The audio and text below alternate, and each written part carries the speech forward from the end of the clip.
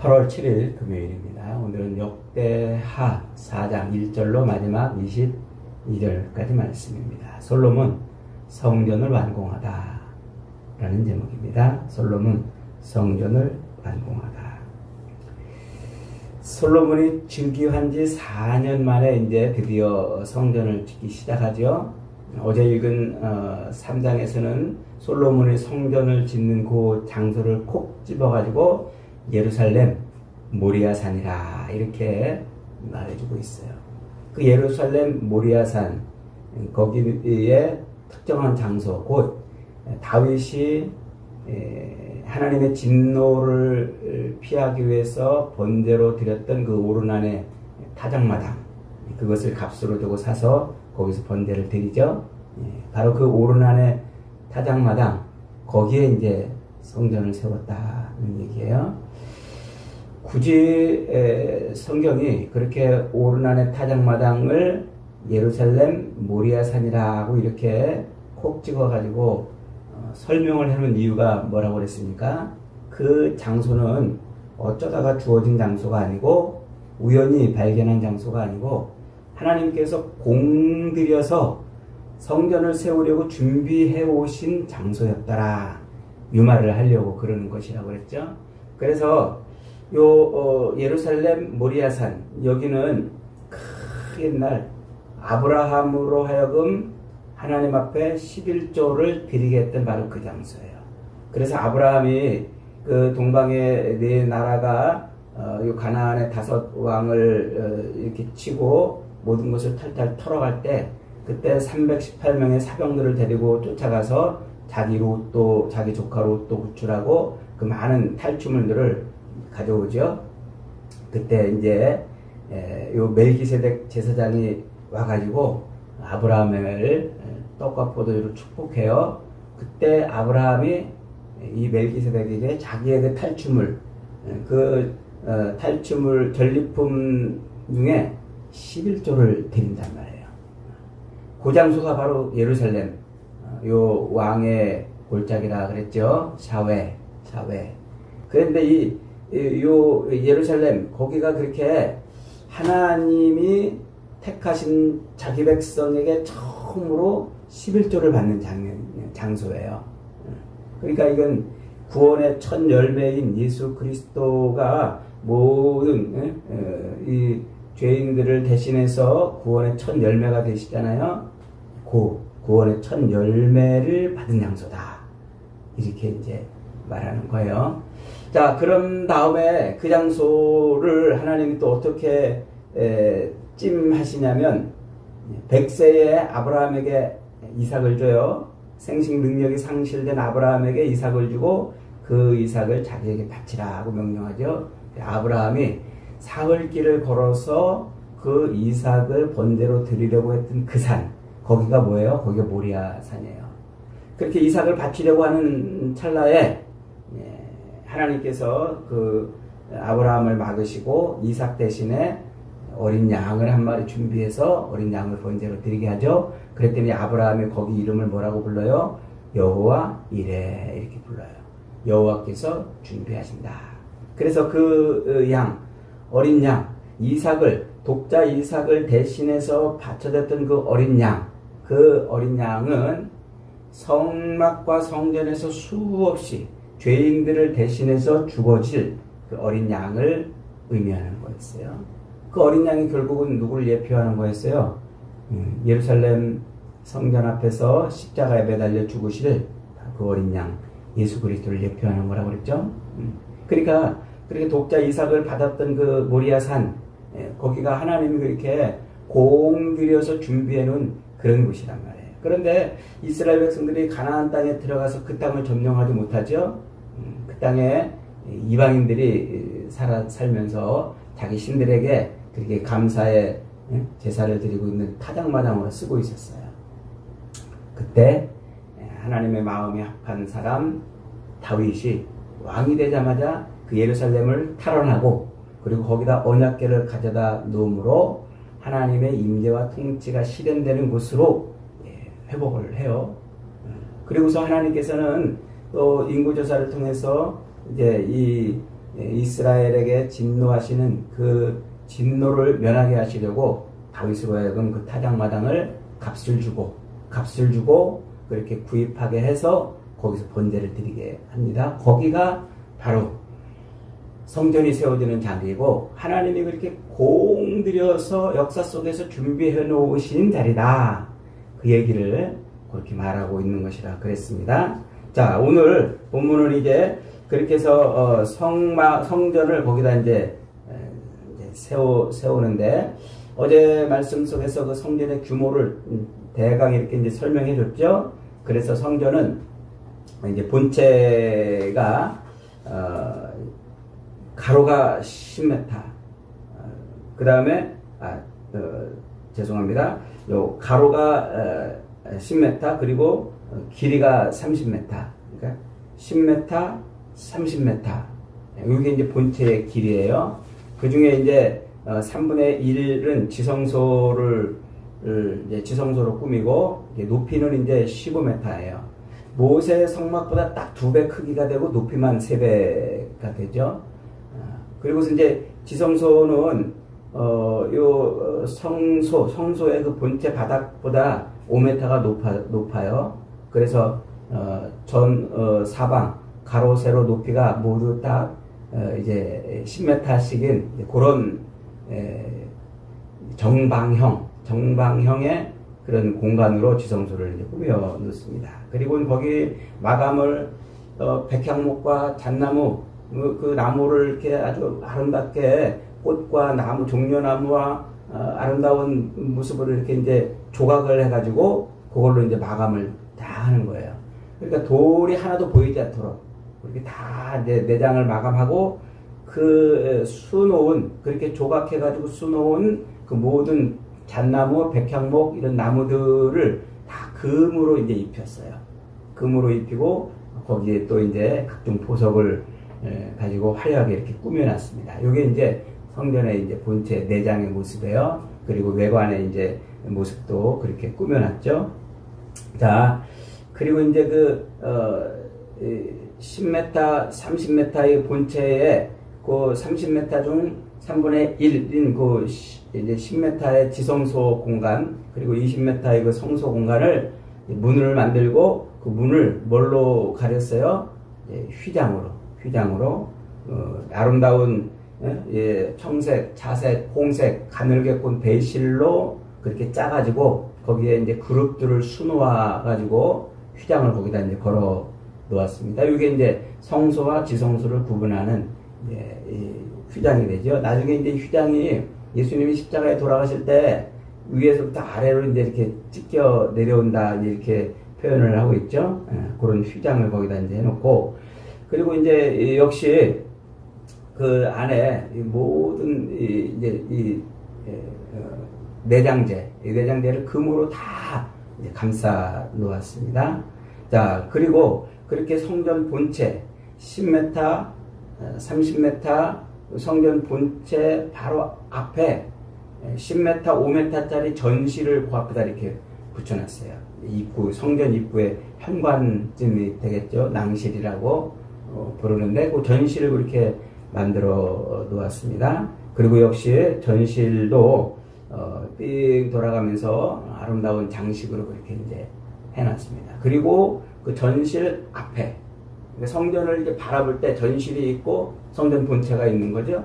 그 전실 앞에 낭실 앞에 높이가 18m쯤 되는 두 기둥을 세워놨어요. 그래서 야긴과 보아스라는 이름으로 이렇게 기둥을 세워놓았죠. 이게 이제 성전 본체의 모습인 거예요. 아주 15m면은 얼마나 됩니까? 아파트 3층 높이쯤 됩니까? 5층 높이쯤 됩니까? 3, 15, 한 5층 높이쯤 되죠. 그리고 10m, 30m의 그 본체가 아주 굉장히 웅장한 거예요. 지금 이 거대한 빌딩하고 비교해보면 아무것도 아닌 것처럼 보이지만 그 당시의 건축으로 그 정도 규모의 신전은 어마어마한 것을 세워놓은 거예요. 자, 그렇게 이제 세워놓고 거기를 온갖 종류의 그 금과 보석으로 이렇게 이제 치장을 이제 했다 이렇게 이제 말하고 있습니다. 자, 그렇게 해놨는데 그 본체 앞에 오늘 본문은 이제 본체 앞에 딱 그 성전 본체 앞에 들어가는 그 앞에 뭐를 가장 먼저 나왔다고요? 번제단, 노수로 제단을 만들었어요. 그래서 가로 세로가 10m씩 어마어마한 그 성전 본체의 가로가 10m잖아요. 그러니까 그 번제단이 그 성전 앞에 번제단이 그 10m 10m짜리가 턱하니 놓여 있는 거예요. 그러니까 그 번제단이 얼마나 커요? 높이는 5m 되죠. 그러니까 이 모세의 그 성막 앞에 있던 번제단은 2.5m, 2.5m, 1.5m 그렇게 되는데 이것은 이제 10m, 10m, 5m 되는 거대한 놋제단을 놓은 거예요. 그러니까 외부에서 성전들 안으로 딱 들어와서 성전 본체를 바라보는 순간 무엇이 눈앞에 제일 먼저 들어와요? 놋제단이 먼저 들어오는 거예요. 놋제단. 어마어마한 놋제단. 이 놋제단은 번제물을 이제 희생제물, 그 번제물을 불에 태우는 이제 그런 역할을 하는 것이죠. 그러니까 제물이 불살라져서 태워져야만 성소 안으로 들어가는 그런 구조를 지금 띄고 있는 거예요. 자, 그렇게 이제 놋제단을 앞에 놓고 그 다음에 성전 본체를 향해 들어가면서 성전의 동남쪽이라니까 성전에서 동쪽을 바라볼 때의 위치예요. 성전에서 동쪽을 바라볼 때 성전의 문은 이 동쪽으로 나 있거든요. 그러니까 성전에서 동쪽을 바라볼 때 동남쪽. 그러니까 오른편 이제 성전에서 동쪽을 바라보면 오른편 쪽이 되겠죠. 성전을 바라볼 때는 이제 왼편이 되겠네요. 거기에 이제 뭐를 만들어 놨다고요? 바다를 만들었다. 바다, 얌이라고 이렇게 발음을 하는데 바다. 물탱크를 만들어 놓은 거예요. 물탱크. 지름이 얼마나 되냐면 지름이 그 물탱크 둥그런 그 물탱크의 지름이 5m. 5m. 그리고 또 높이가 2.5m. 그리고 그 물탱크 그 수조의 그 두께, 노수로 만든 두께가 손바닥 두께 정도 되는 데니까 엄청나게 두꺼운 노수로 그 무게만 해도 얼마나 무겁겠습니까? 그래서 그 12마리의 황소가 이제 이 거대한 수조를 받치고 있는 형상을 지금 만들어 놓고 있는데, 여기에 3,000밭의 물을 담아놨다 그랬어요. 3,000밭. 한 밭은 약 22리터쯤 돼요. 22리터. 그 3,000밭이면 66,000리터예요. 66,000리터. 감이 잘 안 오죠? 2리터짜리 생수병 33,000개가 쌓여있는 거라고 보시면 돼요. 어마어마한 양의 물을 거기다가 작은 수영장, 거의 뭐 수영장급 정도 되는 작은 수영장 정도 된다고 보면 됩니다. 자, 그 정도 거대한, 그래서 그 거대한 그 바다, 그것을 이제 백합바 모양으로 둘레 장식을 이제 하고 12마리의 그 황소가 노수로 만든 소가 3마리씩 동서남북을 향해서 그렇게 쳐다보면서 바다를 받치고 있는 모습입니다. 자, 이 거대한 물탱크는 왜 만들었다고요? 제사장이 씻기 위한 물을 담는 용도로 만들었습니다.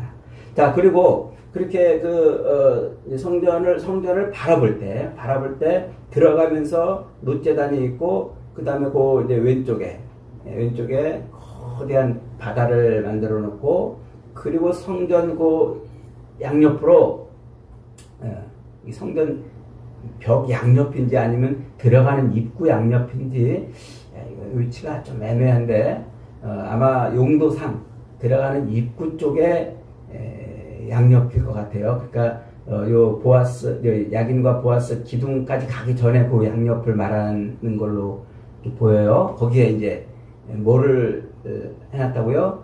물두멍을 5개씩 양쪽으로 오른편 왼편 5개씩 세워놨다고 합니다. 요 물두멍은 이제 요 좌우에 5개씩 세우는 요 물두멍은 번제물을 씻기 위한 제사장의 번제를 드리기 위해서 그 제물을 씻기 위한 용도로 거기다 이렇게 5개씩 세워놨다. 이렇게 이제 말하고 있어요. 자, 그 다음에 이제 7절부터 8절은 성전 내 안에, 성소 안에 이제 들어가는 이제 부속물들이죠. 그래서 금으로 등잔대를 10개를 만들었어요. 등잔대. 요 모세 성막에서는 등잔대가 하나의 줄기로 올라와 가지고 모두 7가닥으로 6개, 3개씩 가운데 하나 이래서 7가닥의 촛대, 금촛대를 만들었는데 여기서는 등잔대, 이 촛대를 10개를 세워놨다. 이렇게 말하고 있어요. 그리고 이제 떡을 넣는 진설병, 그 떡을 넣는 상도 10개를 만들어 놓고 또 금으로 대접을 100개를 만들었다. 이렇게 말합니다. 그래서 요 등잔대와 10개의 등잔대와 또 이제 떡상 10개 이런 걸 만들어 놓았다고 그러죠. 자, 그 다음에 9절로 10절은 또 요 성전에 이제 들어가기 전에 놋제단 들어가기 전에 마당을 따로 구별했어요. 마당. 그래서 그 마당을 제사장의 뜰과 또 큰 뜰을 만들어 놨다 그래요. 그러니까 저 밖에서 이제 이 성전으로 가기 위해서는 이 뜰을 먼저 거치는 거예요. 큰 뜰을 거치고 제사장의 뜰을 거치고 들어가면 놋제단이 보이고 이제 바다가 있고 물두멍이 있고 본체가 있는 이런 구조로 되어 있다는 겁니다. 자, 큰 뜰이 있고 제사장의 뜰을 이렇게 나눠 놓은 거예요. 그렇게 이제 나눠 놓는데 나중에 이 성전이 이방인의 뜰이 있고 여인들이 들어갈 수 있는 곳까지 있고 또 들어갈 수 없는 제사장만 들어가는 곳으로 그렇게 이제 구별되는 뜰이 되겠지요. 자, 이렇게 이제 뜰을 구별해 놓고 그 뜰을 들어가는 그 문도 이제 여러 개를 만들어 가지고 그 문을 다 놋으로 입혔다. 이렇게 지금 말하고 있어요. 놋으로 이제 그러니까 큰 문을 만들어 놓은 거예요. 이런 작은 문이 아니고 우리가 왜 그 유럽에 가면은 이 큰 요 회당, 그 회당에 거기에 이렇게 어마어마한 그 문 있잖아요. 그런 문을 생각하면 되겠습니다. 그런 것으로 이제 이렇게 만들어 놓은 겁니다. 자, 그 다음에 이제 11절로 18절은 후람, 성전을 지을 때 이제 후람이라는 사람이 와가지고 이제 이 사람이 성전 짓는 그 성전에 필요한 모든 부속물들을 만드는데 쓰이는 그런 사람이라고 그랬죠. 후람은 두로 왕의 이름이 후람이에요. 왕의 그 직분이 후람이에요.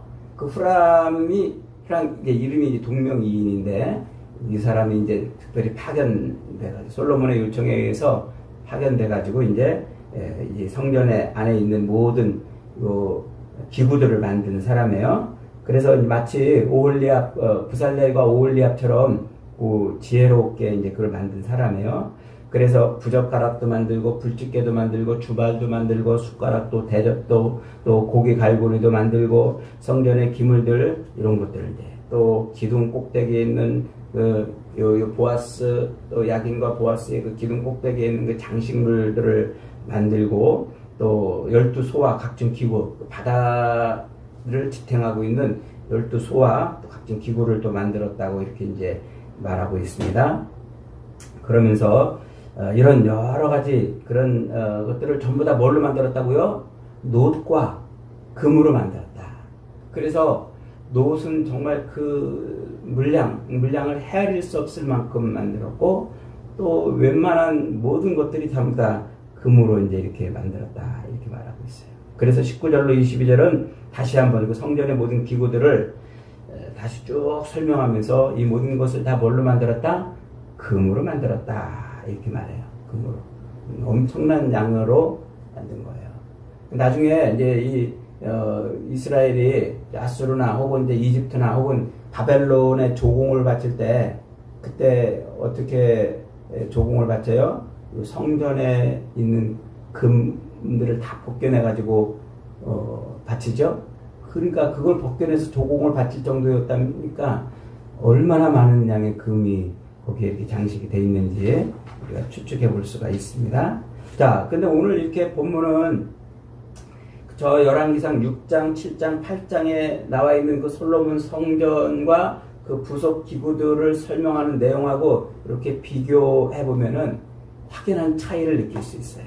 그 차이가 뭡니까? 요 열왕기상 6장, 7장, 8장에서 설명하고 있는 열왕기상은 성전의 그 솔로몬 성전의 웅장하고 그리고 아름다운 모습을 강조하는 그런 표현으로 설명하고 있는데 요 역대기 오늘 본문은 이게 제사의 관점에서 쓰고 있음을 볼 수가 있어요. 제사에 초점을 맞추고 거기에 필요한 것들을 지금 설명을 하고 있는 거예요. 그 열왕기에서는 이 번제단을 언급하지 않아요. 이 성전, 예루살렘 성전에 대한 이야기만 하지 번제단을 설명하지 않아요. 그런데 이 본문은 번제단, 그 거대한 번제단, 10m, 10m, 5m의 그 거대한 번제단이 먼저 설명이 되죠. 그리고 요 바다, 큰 물을, 어마어마한 물을 담아놓는 그 노수조, 바다, 이 바다의 용도도 열왕기에서는 설명하지 않아요. 그런데 오늘 본문에서 뭐라고 그래요? 그 용도가 제사장을 씻는 것이다 그러고 또 물두멍도 역시 번제물을 씻는 용도로 쓰고 있다. 이렇게 제사의 관점에서 지금 쓰고 있습니다. 그러면서 이 성전의 이 기구들이 역시 전부 다 무엇을 의미하냐면 요 전부 제사에 쓰기 위한 그릇들, 그런 도구들, 그런 기구들이었다고 지금 표현하고 있는 거예요. 그걸 다 금으로 만들었다. 지금 이렇게 말하는 거예요. 그래서 순금으로 만든 성전 제사에 쓰이는 그 각종 그릇과 도구들, 이런 것들을 통해서 하나님 앞에 드려지는 그 제사가 얼마나 귀한 것인지, 얼마나 귀한 것을 가지고 제사를 드리는지 이걸 말하는 거예요. 그러니까 두 가지를 지금 말하고 있는 거예요. 하나는 번제단과 또 이 바다를 통해서 속죄와 정결의 의미를 강조하고 있고, 또 한쪽으로는 수많은 이 기구들을 통해서 가장 귀한 것으로 제사를 드리고 있다는 이 두 가지 축을 강조하고 있는 거예요. 오늘 본문이. 그래서 성전이 세워진 이유가 뭔지를 설명하려고 그러는 거예요. 성전이 세워진 이유. 성전이 세워진 이유가 뭐예요? 제사를 하기 위한 거예요. 그 제사는 하나님 앞에 가장 정결하고 가장 순결하고 가장 가치 있게 드려야 된다. 그것을 지금 말하려고 그러는 거예요. 그래서 이 역대기는 바벨론 포로에서 돌아온 포로 공동체가, 귀한 공동체가 이제 성전을 세우고 성전 회복의 삶을 살아야 되는 것을 강조하고 있다고 그랬죠. 그러니까 요 역대기의 관점이 오늘 본문에서 고스란히 드러나는 거예요. 열왕기상 6장, 7장, 8장의 관점하고는 다르게 제사적인 관점에서 이렇게 말하고 있어요. 그래서 이 어마어마한, 웅장하고 화려하고 이 정말 아주 압도적인 그런 모습을 가지고 있는 이 성전은 결국 뭐를 위한 것이다? 제사를 위한 것이다. 하나님 앞에 제사를 위한 것이다. 그러죠? 자, 요한복음 2장 19절에 예수님이 너희가 이 성전을 헐어버려라. 내가 사흘 만에 다시 세우리라 그러잖아요. 근데 그때 그 이야기를 제자들이 뭐라고 토를 달아놨다고요? 이는 성전된 자기 육체를 가리키는 것이다. 이렇게 말씀했다고 그랬잖아요. 그러니까 지금 솔로몬을 통해서 세우는 그 성전은 곧 무엇을 의미하는 거예요? 죽으셨다가 3일 만에 다시 부활하신 신령한 예수 그리스도의 몸을 예표하는 거예요. 그래서 성전에서 드려지는 이 모든 제사는 십자가의 속죄와 그리고 부활을 통한 하나님 앞에의 온전한 예배, 그 예배를 이루기 위한 그런 것이었다고 성경이 그렇게 말하고 있는 거란 말이에요.